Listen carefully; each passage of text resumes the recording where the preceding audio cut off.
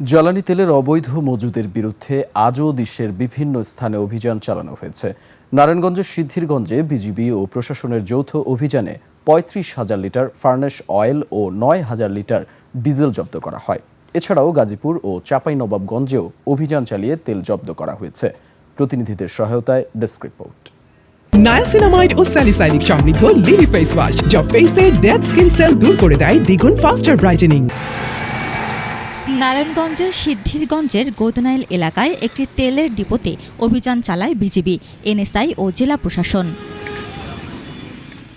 বিকেল 4:30 থেকে রাত 8টা পর্যন্ত চলে এই অভিযানে একটি পরিত্যক্ত কারখানায় মজুত করে রাখা প্রায় ৩৫,০০০ লিটার ফার্নেস অয়েল এবং ডিপো থেকে প্রায় 1 কিলোমিটার দূরে তেলবাহী গাড়িতে স্থানান্তর করা প্রায় ৯,০০০ লিটার ডিজেল জব্দ করা হয়।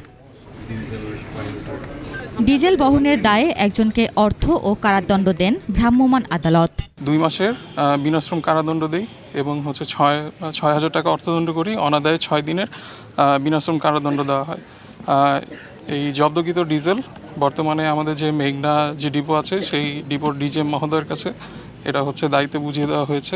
বিকেলে গাজীপুরের কাশিমপুরের সুলতান মার্কেট এলাকায় অভিযান চালায় ভ্রাম্যমাণ আদালত। একটি দোকান থেকে মজুত করা ১,৪৭০ লিটার অকটেন জব্দ করা হয়। দোকান মালিককে 15 দিনের কারাদণ্ড দেওয়া হয়। ঝিনাইদহে মজুত থাকা সত্ত্বেও তেল বিক্রি বন্ধ রাখায় 4টি তেল পাম্পে জরিমানা করেছে ভ্রাম্যমাণ আদালত।